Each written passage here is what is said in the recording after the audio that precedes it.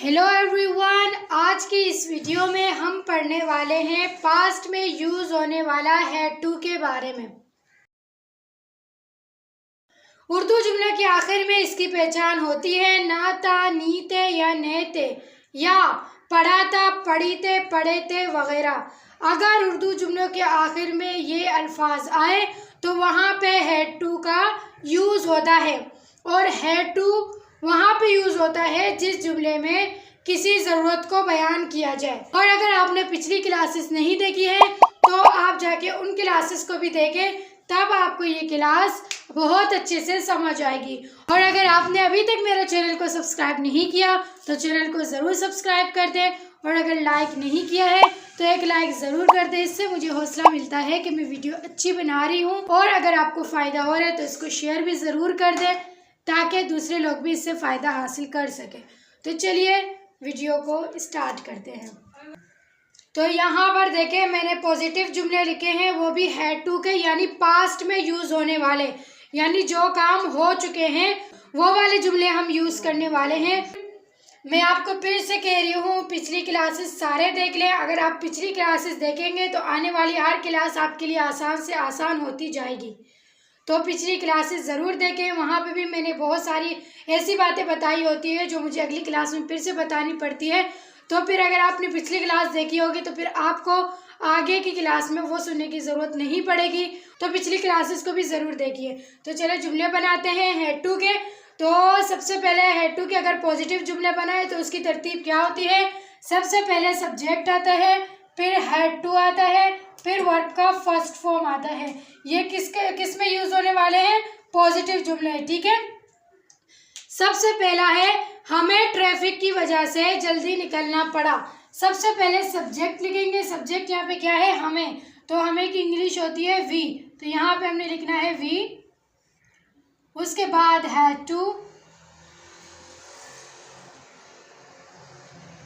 ठीक है। उसके बाद वर्ब। वर्ब यहाँ पे क्या है? निकलना, तो यहाँ पे क्या होगा? लीव। अब कब निकलना पड़ा? जल्दी, ठीक है। तो यहाँ पे लिखेंगे अर्ली। ट्रैफिक की वजह से, तो यहाँ पे लिखेंगे बिकॉज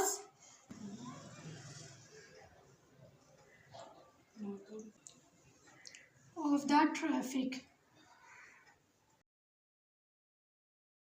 दूसरा है, उन्हें गुज़िश्ता रात लिबास की सिलाई करनी थी। सबसे पहले सब्जेक्ट यहाँ पे क्या है? उन्हें, यानी बहुत सारे, तो यहाँ पे हमने लिखना है दे। उसके बाद हैड टू,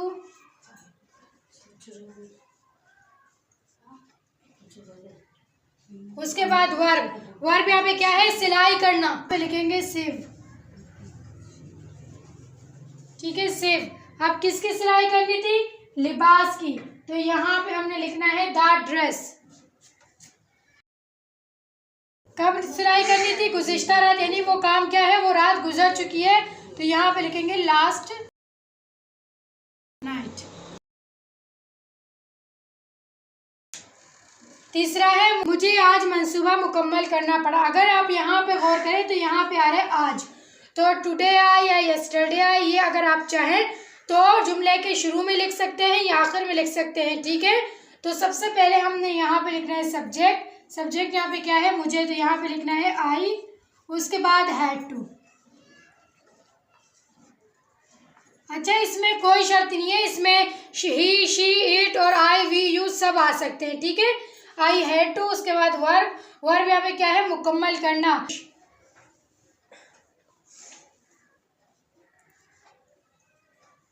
क्या मुकम्मल करना है? मंसूबा, तो यहाँ पे क्या लिखना है? प्रोजेक्ट।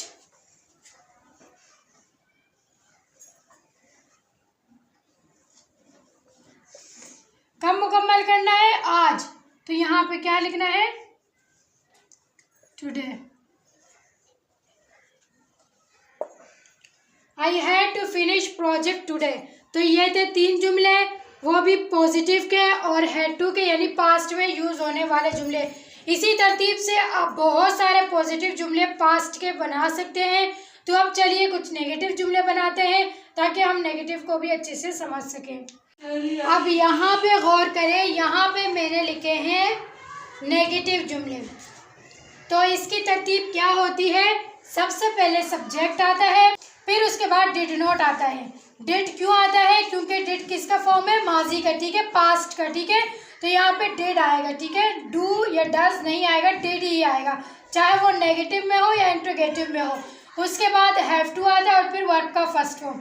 अगर आपके माइंड में ये सवाल आ रहा है कि हैड टू की जगह में हैव टू क्यों आया, तो अगर आपने मेरी पिछली क्लास देखी है जहाँ पर मैंने हैज़ टू के बारे में मुकम्मल बताया है, तो वहाँ पे मैंने ये सारी कन्फ्यूजन दूर की है। अगर आपने वो क्लास नहीं देखी है तो आप उस क्लास को देख लें, तो आपको ये क्लास बहुत अच्छे से समझ आएगी। और फिर भी मैं आपको आसान लफ्ज़ों में समझाऊँ कि हैव टू क्यों आता है हैड टू की जगह में और हैज़ टू की जगह में, वो भी नेगेटिव और इंट्रोगेटिव जुमलों में। तो याद रखें, ये जो डिड नॉट होता है ना, ये डिड, ठीक है, ये नॉट नहीं, ये सिर्फ डिड, ठीक है, ये होता है बेस का असल फॉर्म। पॉजिटिव में तो ये आता नहीं, लेकिन जैसे ही नेगेटिव और इंट्रोगेटिव में आता है तो हमारे जो हैज़ टू और हैड टू की जो होता है, हैज़ टू और हैड टू की जो है ज़रूरत वो ख़त्म हो जाती है और हैव टू अपनी असल शक्ल में, अपनी असली जगह में आ जाते हैं, ठीक है। वरना ये क्या होता है, हैव टू ही यूज़ होते हैं, ठीक है। इसका असल फॉर्म क्या है? हैव टू ही है। इसकी बुनियादी शक्ल क्या है? हैव टू ही है। हैज़ टू और हैड टू को हम क्या करते हैं? सिर्फ और सिर्फ ज़रूरत के तौर पर याद करते हैं। जैसे ही डिड आता है या डू डज आता है, ठीक है, या डू नॉट या डज नॉट आता है, तो हैड टू और हैज़ टू की ज़रूरत ख़त्म हो जाती है और हैव टू आ जाता है। तो चलिए पहला जुमला बनाते हैं। सबसे पहला जुमला है, तुम्हें मेरी इंतज़ार करने की ज़रूरत नहीं थी। सबसे पहले हमने लिखना है सब्जेक्ट। सब्जेक्ट यहाँ पे क्या है? तुम्हें, तो यहाँ पे हमने लिखना है यू, ठीक है। उसके बाद डिड नॉट। डिड नॉट क्यों कर रहे हैं? क्योंकि ये कौन सा जुमला है? पास्ट का। उसके बाद हैव टू। वर्ब यहाँ पे क्या है? इंतजार करना, तो यहाँ पे क्या लिखेंगे? वेट। किसका वेट करना? मेरा, तो क्या लिखेंगे? For me.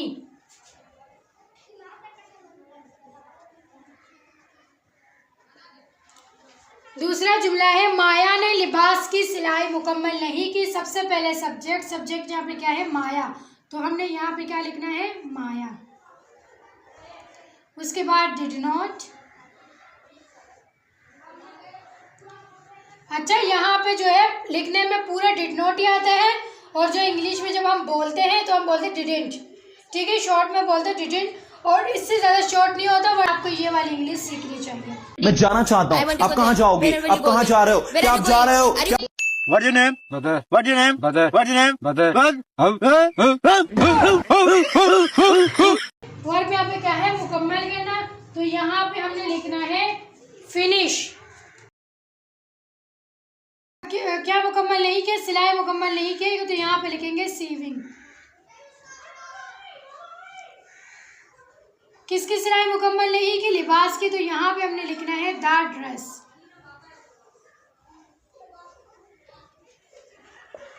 ठीक है। तीसरा है, उन्हें अपने औजार लाने की ज़रूरत नहीं पड़ी। सबसे पहले, या उन्हें अपने औजार लाने की ज़रूरत नहीं थी, दोनों आ सकते हैं, ठीक है। सबसे पहले सब्जेक्ट। सब्जेक्ट यहाँ पे क्या है? उन्हें बहुत सारे हैं, तो हमने यहाँ पे लिखना है दे। उसके बाद डिड नॉट। उसके बाद सॉरी, यहाँ पे मैंने हैव टू नहीं लिखा, तो यहाँ पे हैव टू आएगा, ठीक है। उसके बाद हैव टू। उसके बाद क्या लाने की ज़रूरत नहीं थी, तो यहाँ पे वर्ब क्या है? लाना, तो यहाँ पे हमने क्या लिखना है? ब्रिंग। उसके बाद क्या लाने की ज़रूरत नहीं थी? अपने औजार, तो हमने यहाँ पे लिखना है अवन टूल्स, ठीक है। तो ये थे नेगेटिव जुमले। इस तरतीब को याद करके आप बहुत सारे जुमले बना सकते हैं। पिछली क्लासेस भी ज़रूर देखिएगा। तो अब चलते हैं कुछ इंट्रोगेटिव जुमले बनाते हैं, ताकि हम इस क्लास को कंप्लीट करें। अब यहाँ पे मैंने इंट्रोगेटिव जुमले लिखे हैं। इंट्रोगेटिव जुमले बनाने की तरतीब क्या होती है? जब हम पास्ट में बना रहे हो तो सबसे पहले डिड आता है, उसके बाद सब्जेक्ट आता है, और यहाँ पर भी हैड टू नहीं आता बल्कि हैव टू आता है, और फिर वर्ब का फर्स्ट फॉर्म आता है। हम अगर इंट्रोगेटिव जुमले बना रहे हो, ठीक है। और आखिर में क्वेश्चन मार्क आता है। मैं फिर कह रही हूँ हैज़ टू पिछली क्लास ज़रूर देख लें, तब आपको ये क्लास बहुत अच्छे से समझ आएगी। तो सबसे पहला जुमला है, क्या उसे नया कपड़ा खरीदना पड़ा। तो सबसे पहले हमने यहाँ पे इस तरतीब को देखना है। तो सबसे पहले हमने यहाँ पे लिखना है डिड, उसके बाद सब्जेक्ट। सब्जेक्ट यहाँ पे क्या है, उसे। वो लड़की भी हो सकती है, लड़का भी हो सकते हैं, हम यहाँ पे लड़की लिखते हैं शी। उसके बाद हैव टू, उसके बाद वर्ब। वर्ब यहाँ पे क्या है, खरीदना। तो यहाँ पे क्या लिखेंगे, बाय। क्या खरीदना, नया कपड़ा। तो यहाँ पे क्या लिखेंगे, न्यू फैब्रिक। और आखिर में क्वेश्चन मार्क। ठीक है। Did she have to buy new fabric.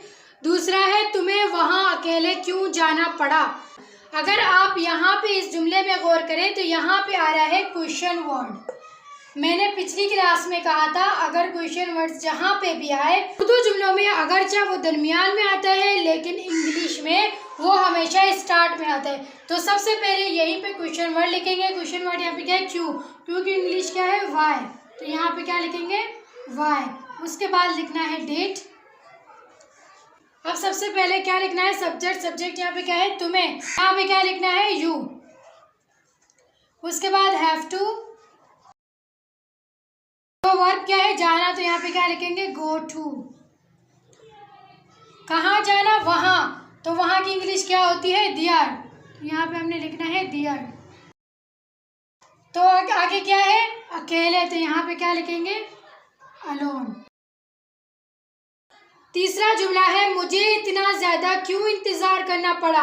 अगर इस जुमले में गौर करें तो यहाँ पर भी क्या आ रहा है, क्वेश्चन वर्ड, जिसको हमने सबसे पहले स्टार्ट में लिखना है, क्योंकि इंग्लिश है वाई। तो यहाँ पे हमने लिखना है वाई। उसके बाद हमने लिखना है डेट।